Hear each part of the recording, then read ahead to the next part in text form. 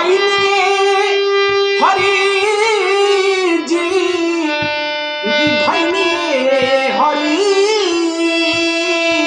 जेकर केहू न सहारा रे जग में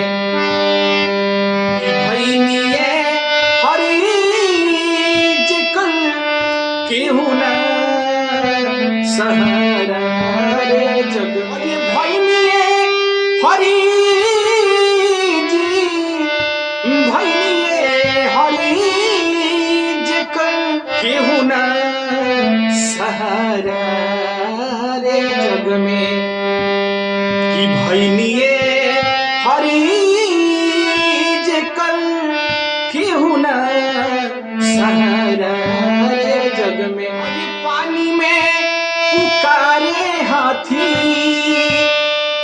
रौया के बननी रे साथी और पानी में पुकारे हाथी रौया के बननी जी साथी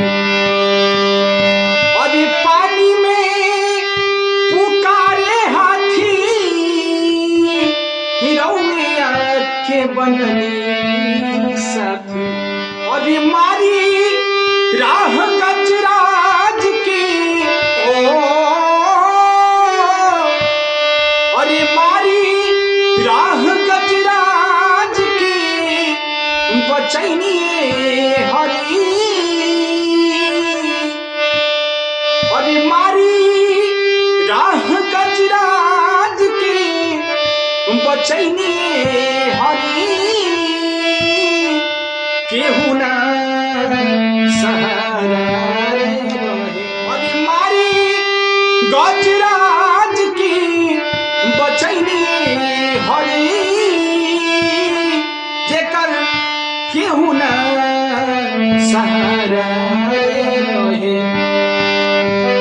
बचैनिए हरि जेकर केहू न सहारा रे जग में बचैनिए हरि जेकर केहू न सहारा रे जग में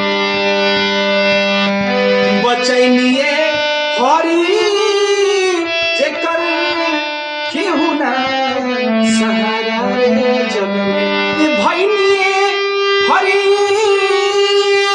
जी भैलिए हरि जेकर केहू न सहारा रे जग में भैलिए हरि जेकर केहू न सहारा रे जग में और पानी में पुकरले हाथी रौया के बननी साथी और पानी में पुकरले हाथी रौया